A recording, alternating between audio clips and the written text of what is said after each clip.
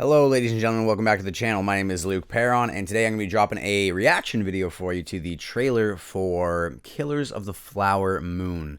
This is the new Martin Scorsese picture based off one of my favorite nonfiction books. Very easy for me to say because I haven't read a lot of nonfiction books. You know I'm a fiction guy. But I decided to give this a go when I heard Scorsese was adapting it. Because the man knows how to pick them when it comes to fiction adaptations and nonfiction adaptations. He's done so many real life stories such as Goodfellas, Casino, and now he's doing Killers of the Flower Moon. So he's a great mind when it comes to adapting true crime stories. Now this Killers of the Flower Moon is very different from his usual adaptation of kind of real life organized crime mob events. This kind of shows the other side, which follows a string of murders and conspiracy against Native Americans who owned oil plots, land that had oil on them, at sort of the end of the Wild West in the early 1900s. And it's about this elite task force trying to solve the case called the FBI. And it's very insane, this whole story. There are twists and turns that will just blow your mind. This is such an insane story that it almost seems unbelievable. When I was reading this book, I thought, when they make this movie, people are going to say, oh, that's so unrealistic. That's how insane the sequence of events are. So, folks, I cannot wait for this film. Apple TV just dropped a new trailer, but I'm not watching this shit on Apple TV. You know I'm seeing this in theaters. So anyways, guys, I'm going to check out this trailer, and we'll do a little reaction and see what we think. Dropped 1 hour ago. Damn! You know, you got nice color skin. What color would you say that is? My color. Hard, bro. The Osage. They have the worst land possible. But they outsmarted everybody. The land had oil on it. Black gold. Money flows freely here now. I do love that money, sir.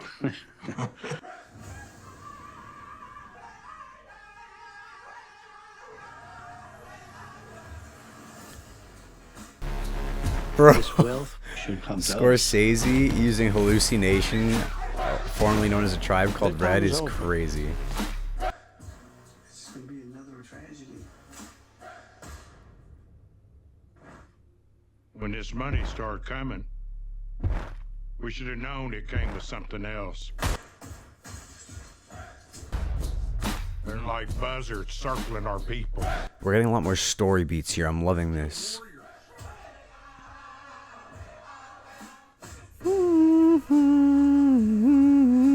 This is a Canadian classic, this song. My family. I need you here. I am right here. You got to take back control of your home. I was sent down from Washington, D.C. to see about these murders. Jesse What Plemons about is him? the fucking goat. See who's doing it. Bro, that's so sick.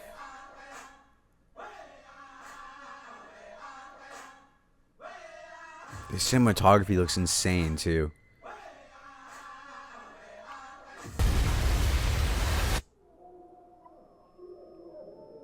Expecting a miracle to make all this go away. You know they don't happen anymore. Bro, okay. A lot of thoughts. A lot of thoughts here. Let me turn this music down here. Okay, let me rewind through this. So, I actually don't know if I love the music choice. It's kind of too hype for this. This is a very sad story about lots of indigenous people getting murdered, and another plot to push Native Americans off of land. But yeah, so we're seeing. I like in the opening of the trailer, it's showing how the Osage people were living kind of a rich lifestyle when they were given this shitty plot of land and they strike oil on it. And then you're seeing Native Americans living way wealthier than the average white person was. in this time. Like, you know, we're seeing planes, them on the golf course. That's really crazy. But the music is like, it's really like hype, like, oh, we're gonna see some action and stuff. But it's like, no, man, this is actually sad as fuck. But anyway, this is besides the point. It still is a phenomenal trailer because it's really showing you the scale of the murders. Whereas in the first trailer, it looked like just a few people were getting picked off. This shows lots and lots of people are getting picked off. And you know what's going on here. And as Jesse Plemons says, we're here to see who's doing these murders. So that, and the cast looks amazing. The cast is so stacked. Brendan Fraser making an appearance as well in this trailer, which is incredible. He was in the last trailer for like a split second in the final shot. But such an all-star cast here. And you can really see this is a true story. Everything you're seeing on screen here actually happened.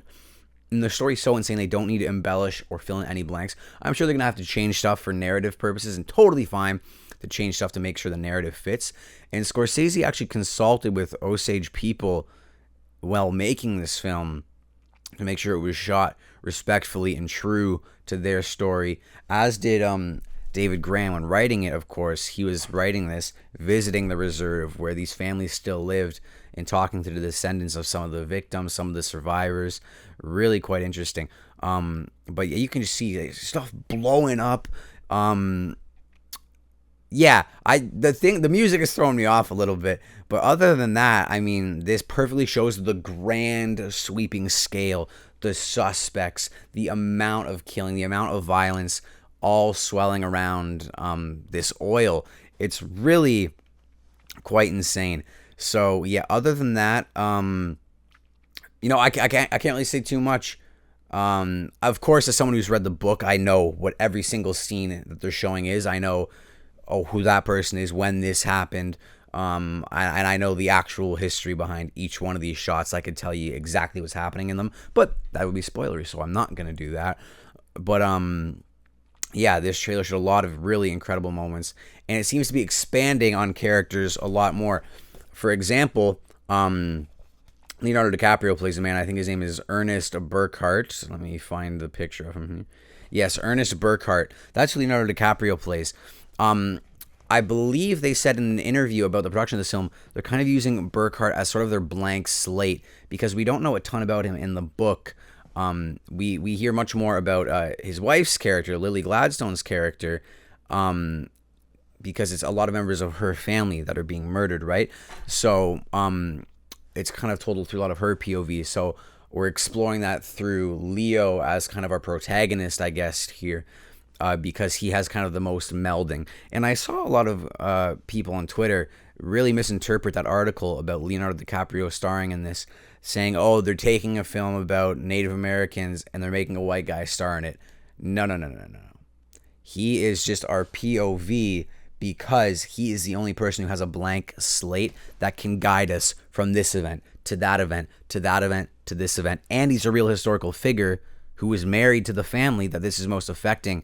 So he was kind of the optimal person because his viewpoint is unrestricted. If you did his wife, his Native American wife, her viewpoint would be very restricted to only the events that strictly happened to her in real life, because it would be much more offensive to go, okay, we're going to change this whole woman's history to make her fit this narrative. Burkhart's history is not as in-depthly fleshed out in this tale, so they can use him as that blank slate. And the film was shot with Osage crew, Osage casting, Osage prop masters, Osage wardrobe department. Really quite incredible the amount of involvement from the indigenous community on this film. But yeah, that was a great trailer, guys. Really incredible, really jam-packed. I'm so fired up for this movie. If you guys want me to drop a full review for this book, let me know, and I can, and I will do that.